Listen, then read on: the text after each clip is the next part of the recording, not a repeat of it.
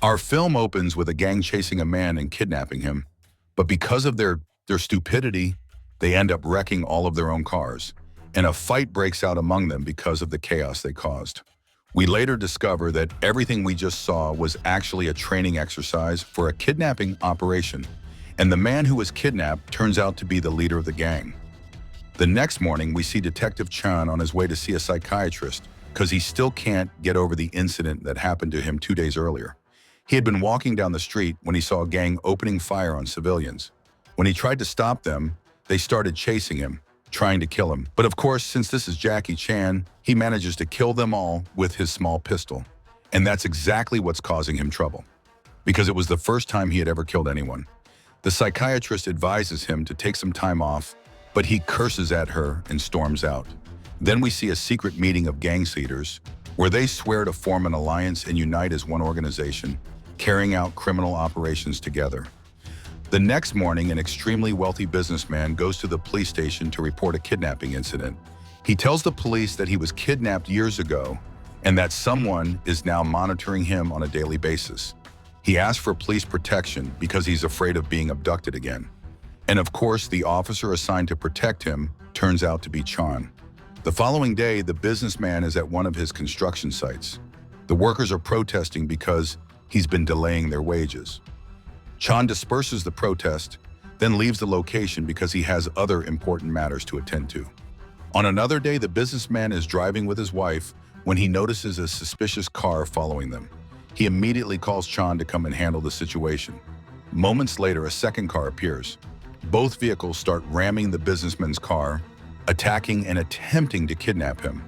But Chan arrives just in time and begins chasing the criminals. We then find out that this is the same gang that was training for the kidnapping at the beginning of the film. Their leader orders them to flip Chan's car so they can abduct the businessman more easily. And they actually succeed. His car overturns, forcing him to call for police backup. But by that time, the businessman has already been kidnapped, and the gang escapes the scene. Chan decides to fix his car himself, then drives it down the slope to resume chasing the kidnappers. Backup arrives in the form of 2 police motorcycles. The criminals ram one of the officers with their car. Before they can hit the second one, Chan steps in front of him and takes the impact himself. Chan chooses to forget about the kidnappers for the moment and rushes the injured motorcycle officer to the hospital, riding in the middle of a police motorcycle convoy. That night, we see the gang has taken the businessman and his wife onto a boat in a remote area. When they realize the wife has lost consciousness, they shock her with electricity to revive her. They need her alive to increase the ransom. The next day, the police hold a meeting and they learn that the gang is demanding a ransom of $60 million. To make it easier to get their money, the kidnappers decide to release the businessman's wife so she can withdraw the amount and deliver it. But Chan anticipates their plan and sets up an ambush outside the bank.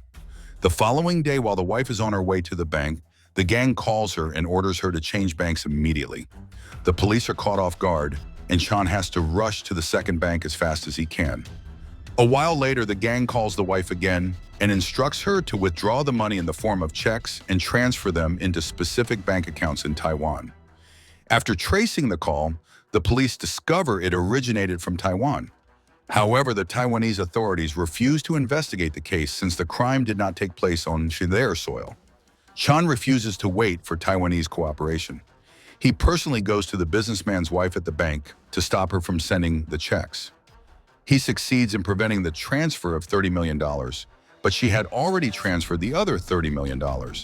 At that point, the Taiwanese authorities finally agree to cooperate and identify the owners of the bank accounts in Taiwan, but they refuse to hand them over. Hong Kong police officers must travel to Taiwan to identify the criminals themselves. And of course, that mission falls to Chan and his friend Kent. Yes, Kent is actually the gang leader. Chan arrives in Taiwan, but the local police still refuse to work with them. The officers decide to continue the case on their own after dropping Chan off at his hotel. But as soon as they leave, Chan and Kent take a taxi and head out to start their own investigation. Meanwhile, one of the 5 gang leaders is responsible for collecting the money. Taiwanese police reach his location and open fire on the gang, but the gang leader manages to escape. Chan and Kent arrive at the location just in time. Chan starts chasing the gang leader, and just as he catches him, Kent kicks a wooden plank toward Chan, helping the gang leader escape. The gang leader then confronts Kent, accusing him of betrayal. While they argue, Chan arrives and sees them talking together. To cover himself, Kent suddenly attacks the gang leader, throwing him from a high height. He then tells Chan that the man fell and he couldn't capture him. The Taiwanese police arrest both Chan and Kent for interfering in the investigation without authorization, and for the death of a Taiwanese citizen. However, Hong Kong police intervene and the Taiwanese authorities agree to release them. After everything that happened, Chan begins to suspect Kent, that he might be the one behind the businessman's kidnapping. As soon as he returns to Hong Kong, he starts looking for him. But one of the department employees is secretly working with Kent and deletes all of Kent's messages from the system so Chan won't uncover the truth. Fortunately, Chan manages to read a batch of messages before they are erased and begins tracing leads from them. Chan discovers that Kent frequently visits a particular nightclub where a woman works who has been feeding him information, but Chan fails to get any useful information from her. Later, Chan receives a crucial piece of information from one of his informants. The tip says that one of the gang members suddenly quit just before the kidnapping operation. Chan tracks the man down and learns that he's planning to flee the city, so he arrests him quickly before he can leave. The suspect is defiant and starts fighting the police officers, but in the end, Chan subdues him. Just as the man is about to reveal information, Kent shows up and violently assaults him, seriously injuring him to stop the interrogation. A short while later, the police commissioner arrives with new intelligence. The kidnappers have rented a cargo ship, and the businessman is likely being held there. He orders Chan and Kent to investigate the vessel. The cargo ship is out at sea. Police forces arrive at the location and board it with a large tactical team. Chan searches the ship and finds some old documents, which he quietly decides to keep in his pocket. A short while later, Kent enters the ship and sees the words "Kent kidnapped the businessman" written on the wall. He tries to wipe it off, but soon realizes that Chan is the one who wrote it. Finally, Chan arrives and confronts Kent about his actions. Kent decides to confess, saying he did all of this for the money. He even offers Chan a share in exchange for his silence, but Chan refuses. During their argument, Kent tries to run, but he nearly falls off the ship. Chan grabs him at the last second and pulls him back up. The moment he gets up, Kent attacks Chan and knocks him into a set of pipes. He even tries to finish him off, but Chan manages to escape at the right moment. Unfortunately, Chan's gun falls into Kent's hands. Kent then shoots himself, intending to frame Chan for everything. Chan falls into the cargo hold pipes but escapes through a hatch at the bottom of the ship. He manages to reach the deck just in time to be rescued.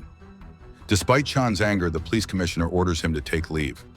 Meanwhile, Kent rushes to the businessman's wife, pressuring her to send the remaining money immediately. Although Chan tries to stop her with a phone call, she tells him she already sent the rest of the amount because Officer Kent instructed her to.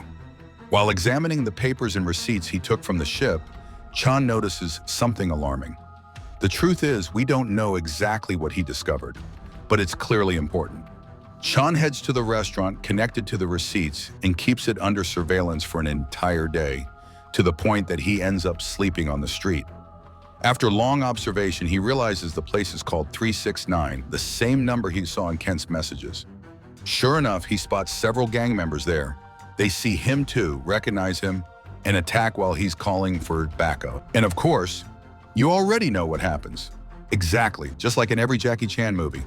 The gang surrounds him and he fights them all alone, pulling off flashy acrobatic moves while their hits barely affect him. Okay, that one hurt.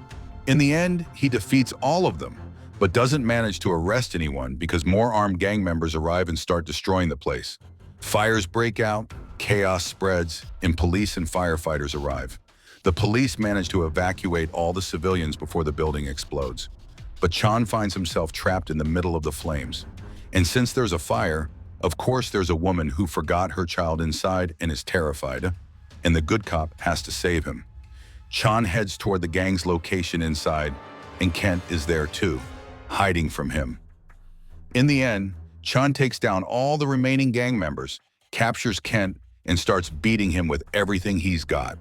The two of them start arguing again until Chan grabs Kent by the throat, demanding to know the businessman's location. But Kent refuses to reveal it. even if it costs him his life. Despite everything, Chan still tries to save him from the fire and get him out of the building. But then he hears the voice of the child whose mother left him inside, and he decides to go back to rescue him. When he reaches the child's location, he finds Kent lying on the ground with a rock fallen on top of him, so he turns back again to save him. He keeps moving back and forth between Kent and the child, and it seems like he won't be able to save either of them. In the end, the entire place explodes. Chan makes it out with the little boy and hands him back to his mother, but leaves Kent inside to face his fate. Meanwhile, the police have surrounded the ship holding the businessman. The gang members are tense after learning that their leaders have died in China. Eventually, they decide to surrender, but they throw the businessman into the sea so they won't be caught red-handed. Later that night, we learn that the Taiwanese police rescued the businessman and handed him over to the Chinese authorities, with Chan present. As soon as Chan got hold of the case file, he decided to burn it. As for the businessman, he decides to leave Hong Kong with his wife, far away from the city. And with that, the film comes to an end. Almost like a true story, you can verify it yourselves. I just don't have time for that.